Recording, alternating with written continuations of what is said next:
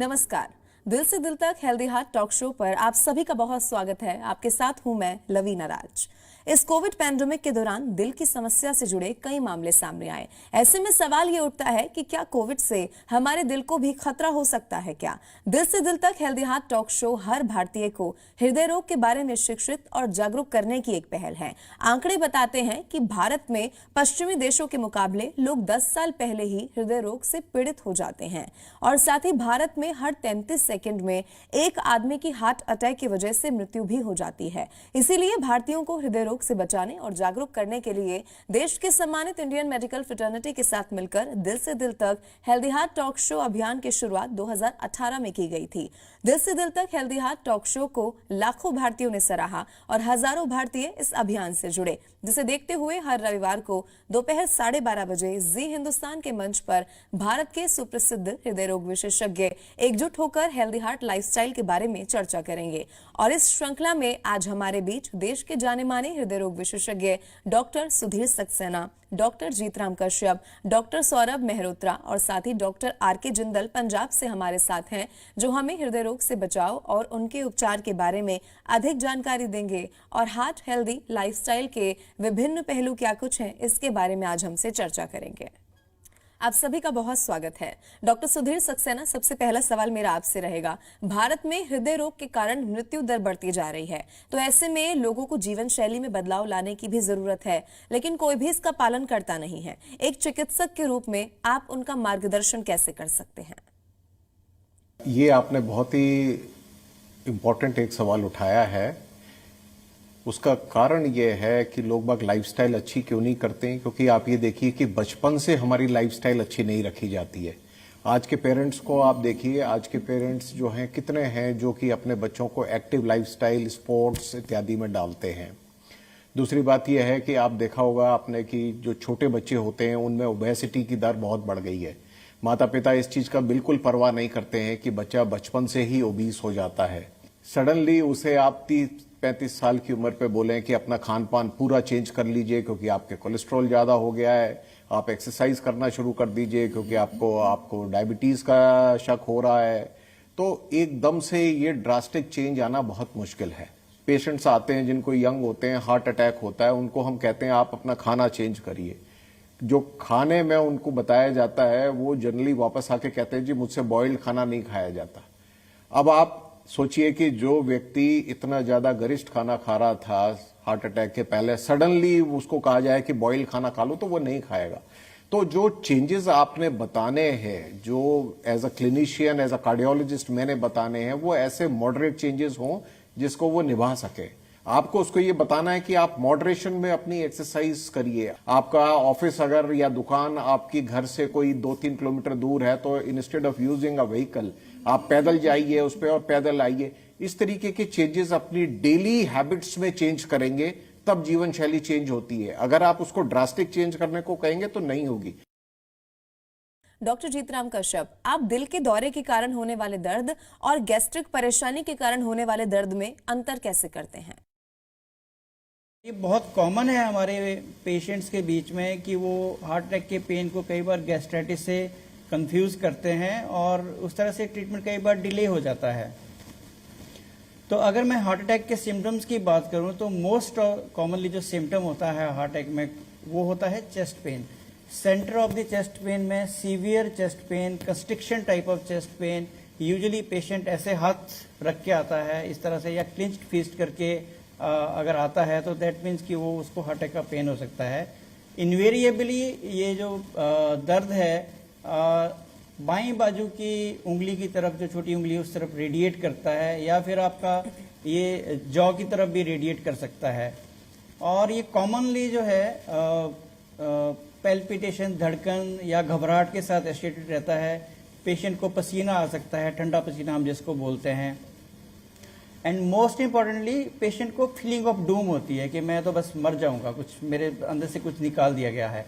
तो अगर इस तरह का पेन हो रहा है और यूजुअली अगर 30 मिनट से ये ज्यादा हो रहा है दैट मीन्स कि वो हार्ट अटैक का पेन है।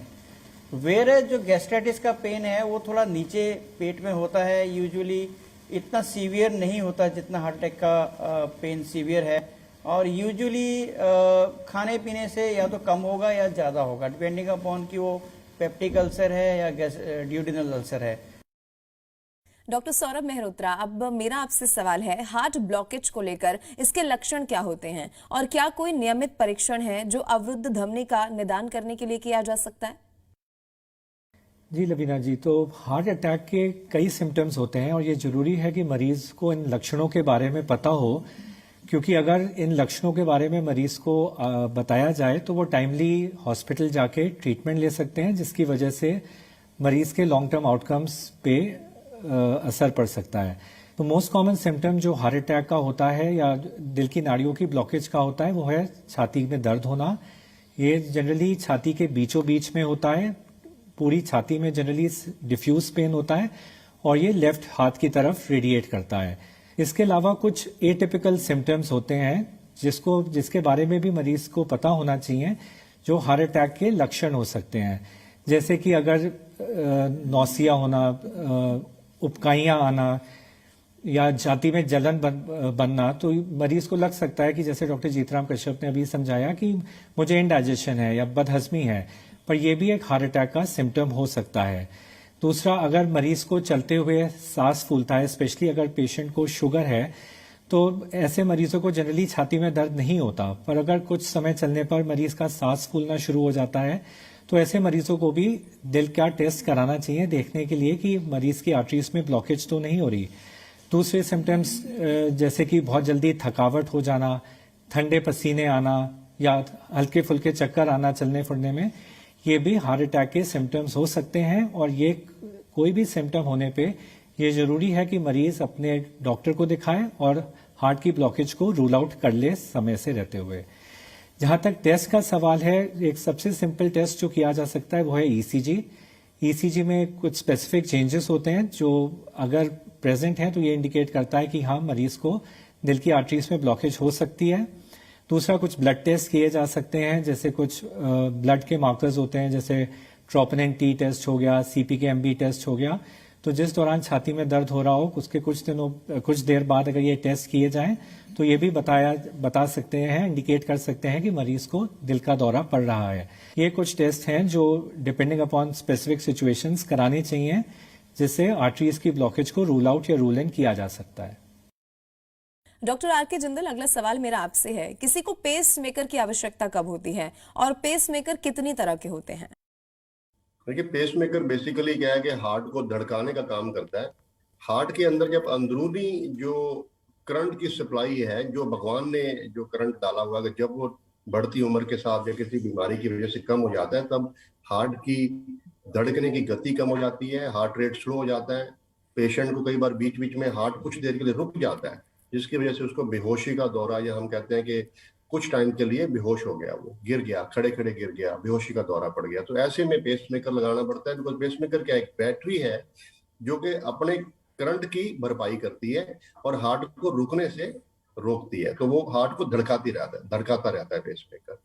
पेस मेकर बेसिकली आपने पूछा कितने प्रकार के हैं, बहुत सारे प्रकार के पेस मेकर होते हैं, पर हम इनको मोटे तौर पे दो तरह के पेस मेकर्स में हम क्लासीफाई करेंगे। एक होता है सिंगल वायर, जिसमें कि हार्ट में एक ही वायर जाता है जो हार्ट के नीचे वाले दो चैम्बर्स को पंप कराता रहता है, ऊपर वाले चैम्बर्स में उसमें वायर नहीं जाती। और डबल वायर में दोनों ऊपर वाले चैम्बर्स में एक वायर जाती है और नीचे वाले चैम्बर्स में। तो डबल वायर में क्या होता है कि जो नॉर्मल तरीके से हार्ट ऊपर नीचे अपने आप को सिंक्रोनाइज करके धड़कता है, उस तरीके से वो पेस मेकर काम करता है। सो बेसिकली मोटे तौर पे ये दो तरह की pacemaker, single wire and double wire. Doctor Sudhir Saxena, एक मरीज ये कैसे जान सकता है कि उसका हृदय स्वस्थ है या फिर नहीं है? हार्ट अटैक जो होता है वो ओवरनाइट नहीं आता, एक दिन में नहीं आ जाता है। हार्ट अटैक के कई सारे कारण होते हैं जिसको कि हम रिस्क फैक्टर्स बोलते हैं। फॉर एग्जाम्पल, सबसे इंपॉर्टेंट जो रिस्क फैक्टर्स होते हैं हार्ट अटैक आने के, वो होते हैं सिडेंट्री लाइफस्टाइल, मोटापा, diabetes, high blood pressure, sugar का होना या स्मोकिंग। और एक इंपॉर्टेंट फैक्टर होता है जिसको हम कहते हैं फैमिली हिस्ट्री। फैमिली हिस्ट्री का मतलब होता है जिस फैमिली में हार्ट डिजीज बहुत जल्दी एज पे हो गई है। आपको जितने ज्यादा रिस्क फैक्टर्स होंगे, फॉर एग्जांपल किसी एक बंदे को डायबिटीज भी है, ब्लड प्रेशर भी है, वो स्मोकिंग भी करता है और एक्सरसाइज भी नहीं करता, तो उसको ये 4 रिस्क फैक्टर्स हो गए। तो जितने ज्यादा रिस्क फैक्टर्स होंगे उतने ज्यादा चांसेस हैं उसको हार्ट अटैक आने के। अब उसका हार्ट हेल्दी है कि नहीं, ये तो उसके सिम्टम्स भी बताएंगे। अगर उसको चलने से सांस फूलता है, छाती में दर्द आता है, या थोड़ी बहुत एक्सरसाइज करने पे भी वो थक जाता है, तो चांसेस हैं कि उसको हार्ट डिजीज डेवलप हो रही है।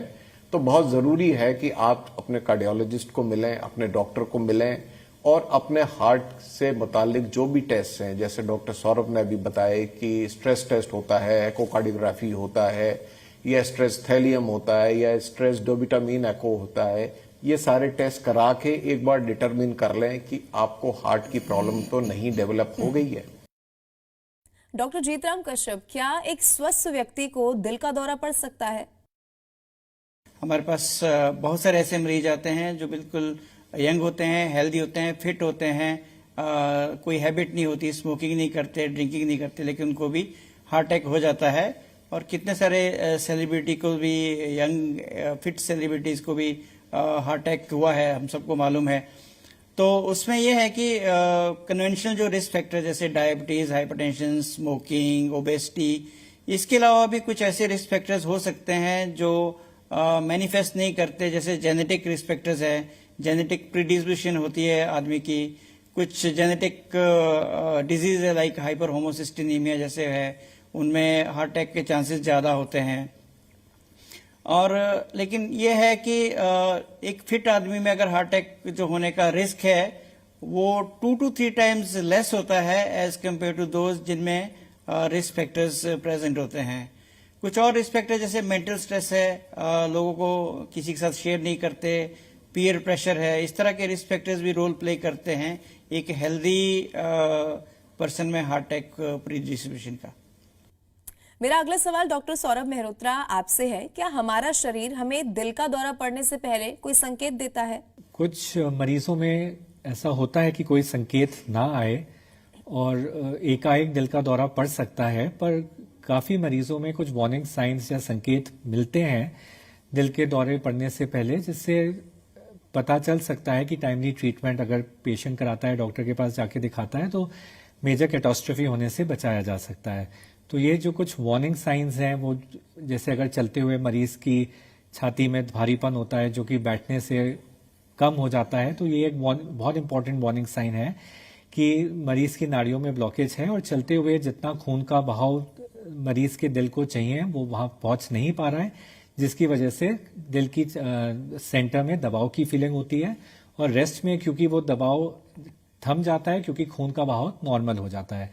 तो सबसे इंपॉर्टेंट वार्निंग साइन है चलते हुए छाती में भारीपन होना, जो कि रेस्ट में ठीक हो जाना। इसके अलावा अगर मरीज को गैस्ट्राइटिस के सिम्टम्स होते हैं या इनडाइजेशन के सिम्टम्स होते हैं, तो ये भी इंडिकेट कर सकता है कि मरीज की नाड़ियों में ब्लॉकेज है, स्पेशली अगर खाने के बाद भारीपन हो, जैसे कि पोस्ट प्रैंडियल एंजाइना कहते हैं, तो ये भी एक अर्ली वार्निंग साइन है कि मरीज की नाड़ियों में ब्लॉकेज हो सकती है और डॉक्टर को कंसल्ट करना चाहिए। शुगर के मरीजों में अगर चलते हुए मरीज की सांस फूलती है, मरीज को लगता है कि उसे जल्दी थकावट हो जाती है, या चलते हुए मरीज को लाइट हेडेडनेस लगता है, ठंडे पसीने आते हैं, तो ये कुछ वार्निंग साइंस हैं जो इंडिकेट करता है कि मरीज को टाइमली कंसल्टेशन लेना चाहिए अपने कार्डियोलॉजिस्ट से, जाकि ब्लॉकेजेस अगर हैं तो उन्हें पिकअप किया जा सके और उसका समय रहते हुए इलाज किया जा सके। डॉक्टर आर के जिंदल, दिल का दौरा पड़ने के बाद किसी को बचाने के लिए तुरंत कौन से उपचार के विकल्प उपलब्ध हो सकते हैं? देखिए, सबसे बहुत सारे उपचार उपलब्ध हैं। सबसे पहले तो जो रोगी है जिसको हार्ट अटैक हो गया है, जिसको छाती में दर्द हुआ, हृदय में पीड़ा हुई है, सबसे पहले तो ये जरूरी है कि वो डॉक्टरी सहायता अपने आप को मुहैया कराए। सबसे पहले ये मैं अभी एक मैसेज देना चाहूंगा कि किसी भी इस तरह के लक्षण को, छाती में दर्द हो रहा है, भारीपन है, घबराहट है, इग्नोर ना करें, तुरंत डॉक्टरी सहायता लें, ईसीजी कराएं ये जानने के लिए कि ये कहीं हार्ट अटैक तो नहीं है। अगर ये हार्ट अटैक है या मरीज को लगता है कि ये डेफिनेटली हार्ट अटैक है, तो अगर मरीज पढ़ा लिखा है, अवेयर है, तो घर के अंदर सबके पास एक डिस्प्रिन की गोली, सबसे पहले तो वो डिस्प्रिन की गोली मुंह में रख लें, चबा लें उसको और उसको मुंह के अंदर रखें के लिए। ये डिस्प्रिन की गोली एकमात्र ऐसा उपचार है जो आमतौर पे घर पे उपलब्ध होता है।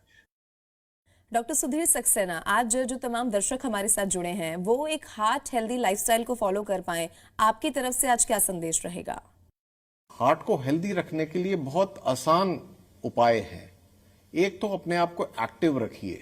सबके लिए बहुत जरूरी है कि रोज कम से कम 30 मिनट की एक्सरसाइज करें। देखिए, आप ऑफिस में जाते हैं, वहां आप लोगों को देखते हैं कि 2 फ्लोर्स पे जाना है तो लिफ्ट ले रहे हैं। क्यों ले रहे हैं लिफ्ट? कोई जरूरी नहीं है।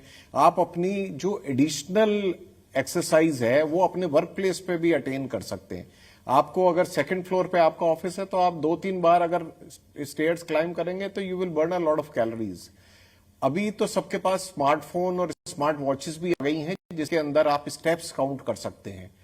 तो मेरा सबसे गुजारिश है कि कम से कम 8 से 10,000 स्टेप्स रात को सोने से पहले देख लीजिए कि आपकी वॉच या वो दिखा रही है कि नहीं स्मार्टफोन आपका।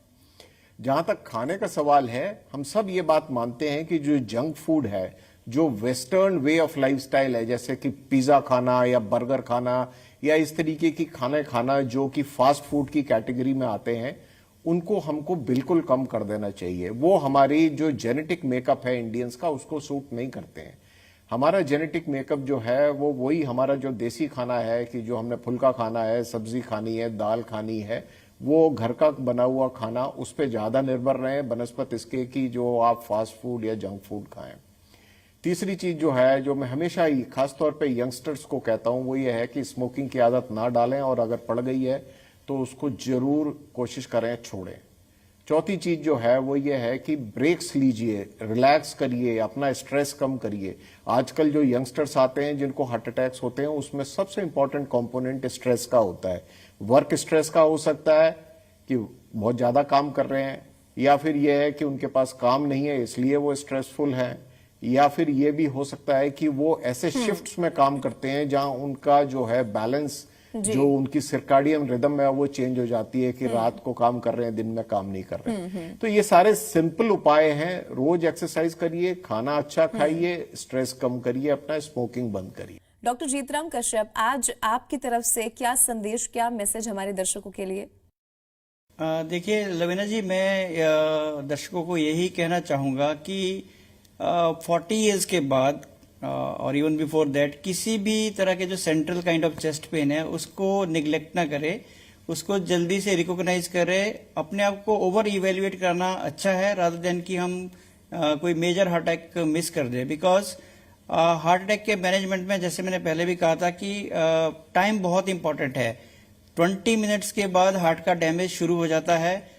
जितना जल्दी हम हार्ट को ट्रीटमेंट कुछ दे पाए उसका इफेक्ट उतना ही बेहतर होता है। और कुछ ऐसा ड्यूरेशन है जैसे 6 आवर्स का, थोड़ा सा हार्ट का जो भी ट्रीटमेंट भी अगर करते हैं तो उसका भी आउटकम इतना अच्छा नहीं होता। So time is muscle. So ये मैं कहना चाहूंगा कि any chest pain which is central should not be neglected, specially after 40 years of age. और अगर घर में भी ऐसा पेन होता है तो मिनिमम आप ये कर सकते हो कि एक एस्प्रिन की टेबलेट ले उससे भी काफी आपका जो रिस्क है कॉम्प्लिकेशन का काफी कुछ हद तक कम हो सकता है। That is minimum which can be done at home. Doctor Saurabh Mehrotra, आप क्या सलाह देंगे हमारे दर्शकों को, क्या जीवन शैली में बदलाव करने चाहिए? लवीना जी, मैं दर्शकों को इस बात के लिए जागरूक करना चाहूँगा कि हार्ट अटैक पड़ने पर आजकल बहुत नई नई मोडालिटीज़ ऑफ ट्रीटमेंट हैं जिससे मरीज का हार्ट फंक्शन ट्रीटमेंट के बाद बिल्कुल नॉर्मल हो सकता है और मरीज बिल्कुल एक नॉर्मल ज़िंदगी जीत सकता है दिल के दौरे पड़ने के बाद। तो टाइमली ट्रीटमेंट बहुत इंपॉर्टेंट है, जिसमें अगर मरीज किसी दूर दराव गाँव में रहता है जहाँ कोई बड़ा हॉस्पिटल अवेलेबल नहीं है तो ऐसे मरीज को इंतज़ार नहीं करना चाहिए कि वो बहुत दूर हॉस्पिटल में जाके ही इलाज कराना है। कुछ हमारी ऐसी ड्रग्स अवेलेबल हैं जिसमें अगर मरीज को दिल का दौरा पड़ा है और वो 12 घंटे के अंदर अंदर दी जाए, आइडियली 3 घंटे के अंदर तो बहुत ही अच्छा है, पर अगर 12 घंटे के अंदर दी जाती हैं तो नाड़ी खुल सकती है और दिल की मसल्स को बचाया जा सकता है, जिससे कि मरीज दिल के दौरा पड़ने के बाद भी दवाइयों के जरिए एक नॉर्मल जिंदगी व्यतीत कर सकता है। लेकिन जो मरीज टर्शरी बिग सिटीज में रहते हैं जहाँ पे टर्शरी लेवल हॉस्पिटल्स हैं, वहाँ पे एंजियोग्राफी के जरिए, प्राइमरी एंजियोप्लास्टीज के जरिए ये नाड़ियाँ फौरन खोली जा सकती हैं, जिससे कि हार्ट मसल प्रिजर्व किया जा सकता है, क्योंकि दिल का दौरा लाइफ का एंड नहीं है। आजकल ट्रीटमेंट मोडालिटीज इतनी एडवांस हो गई हैं कि दिल का दौरा पड़ने के बाद भी अगर टाइमली ट्रीटमेंट लिया जाए तो मरीज एक नियर नॉर्मल जिंदगी दिल के दौरे पड़ने के बाद दवाई के जरिए बिता सकता है। Doctor R K. जिंदल, हृदय रोग से बचने के लिए आप क्या सलाह, क्या मैसेज आज हमारे दर्शकों को देंगे?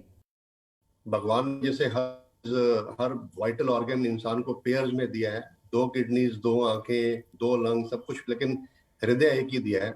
सो इसकी संभाल करनी हमारे लिए बहुत इंपॉर्टेंट है, क्योंकि एक बार इंसान बीमार हो जाता है, हृदय किसी वजह से डैमेज हो जाता है, तो उसकी क्वालिटी ऑफ लाइफ बहुत डेफिनेटली पहले से पुअर हो जाती है। सो हम लोगों को सबको पता है, आजकल बहुत सारे अवेयरनेस प्रोग्राम चलते हैं, बहुत सारे रिसोर्सेज अवेलेबल हैं। आप कहीं पे भी यूट्यूब पे, गूगल पे, कुछ भी करके आप पता लगा सकते हैं क्या करना चाहिए, लेकिन हम लोग पता है लेकिन करते नहीं है। सो मैं यही एक मैसेज देना चाहूंगा कि ये जो ज्ञान अवेलेबल है, इस ज्ञान को हम अडॉप्ट करें। जो प्रिवेंटिव मेजर्स हमें मालूम है उनको हम अपनी लाइफ में इम्प्लीकेट करें, ये बहुत जरूरी है। वो जो गैप है ना पता होने में और इम्प्लीमेंट करने में, वो गैप नहीं रहना चाहिए। तो हम सबको ये जो है एफर्ट्स करने चाहिए कि प्रिवेंटिव मेजर्स ज्यादा तौर पे एट पॉपुलेशन लेवल सबको, ताकि हमारे देश में जो है हृदय रोग की जो है हम जो बढ़ती हुई गति है उसको कहीं ना कहीं उसको रोक सके। तो हृदय को स्वस्थ कैसे रखा जाए, इस पर आज हमारे दर्शकों के साथ महत्वपूर्ण जानकारी साझा करने के लिए आप सभी का बहुत बहुत धन्यवाद। हमें यकीन है कि हमारे दर्शकों को महत्वपूर्ण जानकारी आपसे मिली है और आप सभी ने जो जानकारी दी है उसे हमारे दर्शक ध्यान में रखेंगे। अधिक जानकारी के लिए लॉग इन करना ना भूले फेसबुक पेज दिल से दिल तक हेल्दी हार्ट पर। आप सभी दिल से दिल तक हेल्दी हार्ट अभियान से यूट्यूब, इंस्टाग्राम और ट्विटर के माध्यम से भी जुड़ सकते हैं। लॉग इन करना ना भूलें।